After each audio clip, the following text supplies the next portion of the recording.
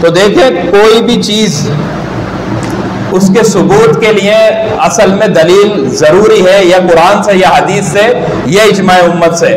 اگر دلیل موجود نہیں ہے تو وہ فعل بدعت ہے، اور بدعت کے بارے میں نے بتا دیا کہ دین کے اندر نئی چیز کا ایجاد کرنا۔ پھر اگر وہ یہ کہیں کہ بھئی نئی چیزیں بہت ساری جو اللہ کے رسول کے دور میں نہیں تھی وہ اب ایجاد کر دی گئی ہیں، تو لہٰذا وہ جتنی بھی چیزیں جس پر ہم عمل کرتے ہیں تو جو اللہ کے رسول کے دور میں نہیں تھا ہم اس کو ثواب سمجھ کے نہیں کرتے، تم لوگ ثواب سمجھ کر کرتے ہو۔ تو پھر وہ آگے سے کہتے ہیں اچھا اگر ثواب سمجھ کر بھی لیا، اگر نیکی کا نیا طریقہ اختیار کر لیا گیا اور اس کو ایجاد کر دیا گیا تو اس کے اندر کیا برائی ہے؟ اس کے اندر وہ کہتے ہیں کہ کیا برائی ہے اس کے اندر؟ بھئی ایک بندے نے عبادت کر لی تھوڑی زیادہ، مثال کے طور پر عید میلاد النبی کے دن پر نماز پڑھ لی عید کی، باقاعدہ نماز ہو رہی ہے نہیں ہو رہی ہے؟ ہو رہی ہے، تو نماز پڑھ لی، تو بھئی نماز ہی تو پڑھ رہا ہے، کوئی گناہ کا کام تو نہیں کر رہا، یا نعت کی محفل لگا لی تو کیا برائی کر لی، یا ذکر و اذکار کر لیا تو کیا برائی کر لی؟ تو اچھا ہی کام کیا جا رہا ہے، برا کام تو نہیں کیا جا رہا۔ تو دیکھیں صحابہ کرام رضی اللہ تعالیٰ عنہم اجمعین ہم سے زیادہ نیکی کے حریص تھے یا نہیں؟ صحابہ کرام کو حرص تھا یا نہیں تھا ہم سے زیادہ؟ ہم سے زیادہ حرص تھا نا نیکی کا۔ بھائی وہ چھوٹی سے چھوٹی نیکی نہیں چھوڑتے تھے، آپ تو سال میں ایک دن تمہیں یہ نیکی یاد آتی ہے، صحابہ کرام 24 گھنٹے بلکہ 1 منٹ کے اندر 60 سیکنڈ، ہر سیکنڈ کے اندر اس تلاش کے اندر رہتے تھے کہ کسی طریقے سے کوئی ایسا عمل مل جائے کہ جس کے کرنے سے ہمیں نیکی مل جائے۔ تو پھر صحابہ کرام رضی اللہ تعالیٰ عنہم اجمعین کیوں نہیں نظر آتے ایسے کام کرتے ہوئے کہ اپنی طرف سے ایجاد کر لیں، یا پھر ان کو منع کرتے ہوئے کیوں نظر آتے ہیں؟ جیسے میں ایک حدیث آپ کو سناتا ہوں، حضرت عبداللہ بن مسعود رضی اللہ تعالیٰ عنہ۔ حضرت عبداللہ بن مسعود رضی اللہ تعالیٰ عنہ سے کون واقف نہیں ہے؟ حضرت عبداللہ بن مسعود رضی اللہ تعالیٰ عنہ کو اللہ کے رسول کہتے ہیں حبر الامہ، امت کا حبر، سب سے بڑا عالم۔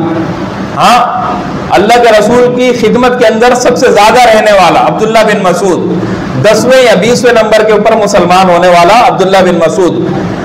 عبداللہ بن مسعود رضی اللہ تعالیٰ عنہ کے بارے میں سنن دارمی کے اندر ایک روایت ہے، حضرت عمر بن یحییٰ رحمت اللہ علیہ اپنے والد سے نقل کرتے ہیں اور ان کے والد ان کے دادا سے نقل کرتے ہیں، کہتے ہیں کہ ہماری عادت یہ تھی کہ ہم حضرت عبداللہ بن مسعود رضی اللہ تعالیٰ عنہ کے گھر کے باہر جا کر کھڑے ہو جاتے تھے کہ حضرت عبداللہ بن مسعود رضی اللہ تعالیٰ عنہ گھر سے تشریف باہر لائیں تو ہم ان کے ساتھ مل کر مسجد تلک جاتے تھے، اور روزانہ ہمارا یہ عمل ہوا کرتا تھا۔ شاگرد تھے نا، تو یہ ادب بھی ہوتے ہیں کہ استاد کا دروازہ وہ کھٹکھٹایا نہیں جائے بلکہ انتظار کر لیا جائے کہ استاد نکلے، جب نکلے اپنی حاجت سے تو پھر کوئی نہ کوئی جو اپنا تقاضا ہو وہ پیش کر دیا جائے۔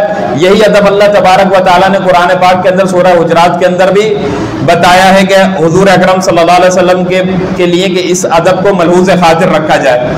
تو کہتے کہ ہم انتظار کیا کرتے تھے، تو ایک دن ایسا ہوا کہ حضرت ابو موسیٰ اشعری رضی اللہ تعالیٰ عنہ آئے، اور آنے کے بعد ہم سے کہا کہ کیا ابو عبد الرحمن، یہ کنیت حضرت عبداللہ بن مسعود کی، کہا کہ یہ تشریف لے آئے، کہا کہ نہیں ابھی ہم انتظار میں ہیں، آئیں گے باہر۔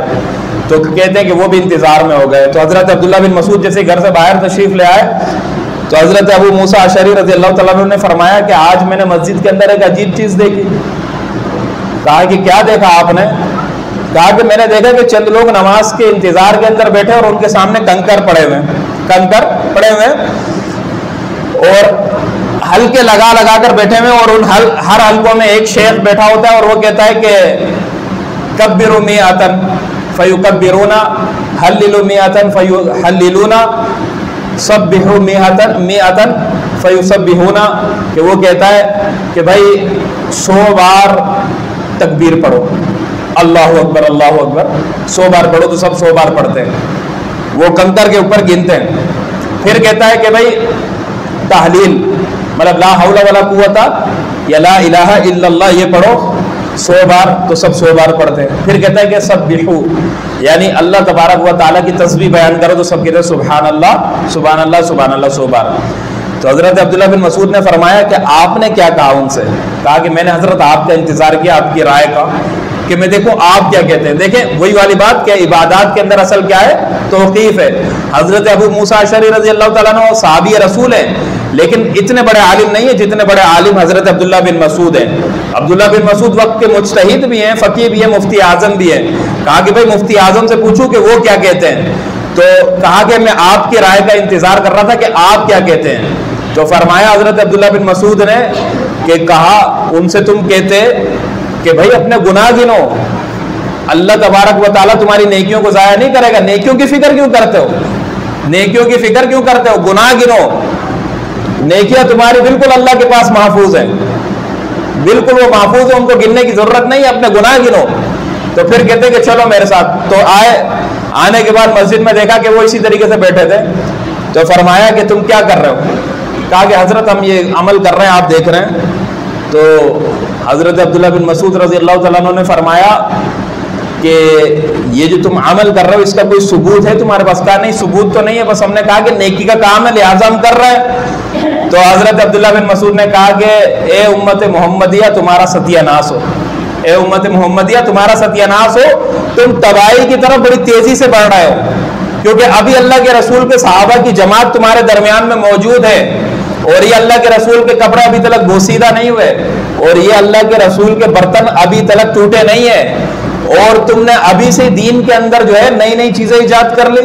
کیا تم اللہ کے رسول سے زیادہ صحیح طریقے کے اوپر ہو؟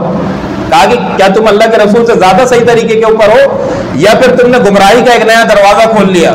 تو کہا کہ نہیں حضرت ہم تو اس سے بس نیکی کا ارادہ کرتے تھے کہ ہمیں نیکی مل جائے گی. تو حضرت نے فرمایا کہ بہت سارے مرید نیکی ہوتے, مطلب نیکی کا ارادہ کرنے والے ہوتے, وَلَن يُصِيبَهُ, لیکن وہ نیکی کو پا نہیں پاتے. مطلب ارادہ تو نیکی کا کرتے ہیں کہ بھائی ہم نیکی کو پا لیں گے, اور اپنی طرف سے طریقے اختیار کر لیتے, لہٰذا وہ پا نہیں سکتے. پھر آگے فرمایا کہ ان رسول اللہ صلی اللہ علیہ وسلم حدثنا, اللہ کے رسول صلی اللہ علیہ وسلم نے ہمیں بتایا کہ ان قوما یقرؤون قرآن ولا یجاوز تراقیہم, کہ ایک ایسی قوم بھی آئے گی کہ وہ قرآن پڑھے گی لیکن ان کی قرآن جو ہے وہ ان کے حلق سے نیچے مطلب دل تلک نہیں اتریں گے. دیکھو آپ ان کو خوب قرآنوں کی تلاوتیں کرتے ہیں, اور باقاعدہ وہ جلسے بھی ہوتے ہیں باقاعدہ تلاوت کے, اور سب کچھ ہوتا ہے, لیکن خوب پڑھتے ہیں کثرت کے ساتھ قرآن, لیکن قرآن ان کے دلوں میں نہیں اترتا, ان کو پتہ ہی نہیں کہ قرآن کیا کہتا ہے. وہی بدعت جس کا قرآن رد کرتا ہے اس کے اندر تیزی کے ساتھ پڑے ہوئے ہوتے ہیں. تو آگے جا کر حضرت عبداللہ بن مسعود فرماتے ہیں میں نہیں جانتا ہوں کہ شاید وہ تم ہی لوگ ہو, مطلب جو اللہ کے رسول نے جن کے بارے میں بتایا کہ وہ قرآن تو پڑھیں گے لیکن ان کے سینے سے نیچے نہیں اترے گا, تو شاید وہ تم ہی لوگ ہو. پھر مڑ گئے چلے گئے. حضرت عمر بن سلمہ رضی اللہ تعالیٰ عنہ فرماتے ہیں کہ نہروان کے دن جن لوگوں نے ہم سے سب سے زیادہ جنگ کی, لڑائی کی خوارج کے ساتھ مل کر, وہ یہی لوگ تھے جن نے دین کے اندر نئے اضافے کیے. تو دیکھیں مقصد یہ ہے کہ جب یہ بات کہی جائے کہ بھائی نیکی کرنے میں کون سی بدعت, کوئی نیکی کا کام اگر اپنے طریقے سے ایجاد کر لیا جائے تو اس کے اندر کون سی بدعت, اس کے اندر کون سی گمراہی, نیکی تو کر رہا ہے ثواب مل رہا ہے. تو دیکھیں میں نے آپ کو یہ طویل حدیث حضرت عبداللہ بن مسعود رضی اللہ تعالیٰ عنہ کی بتا دی کہ وہ لوگ بیٹھ کر کیا کر رہے تھے, زنا کی باتیں تو نہیں کر رہے تھے, وہ گناہ کی باتیں تو نہیں کر رہے تھے, وہ چوری چکاری کے مشورے تو نہیں کر رہے تھے. وہ کیا کر رہے تھے, وہ لوگ مسجد کے اندر بیٹھے ہوئے, وہ مسجد کے اندر بیٹھے ہوئے تسبیحات تو پڑھ رہے تھے لیکن طریقہ غلط تھا, مطلب ہلکا بنا کر ایک بندہ بتاتا اور باقی پڑھتے.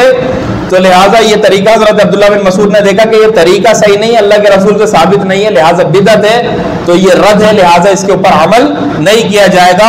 اور ان کو آگے وعید بھی سنا دی اور بتا بھی دیا کس طریقے سے درد دل کے ساتھ کہ اللہ کے رسول کو گئے ہوئے زیادہ زمانہ نہیں ہوا اور تم لوگ ان بدعتوں کے اندر پڑ گئے.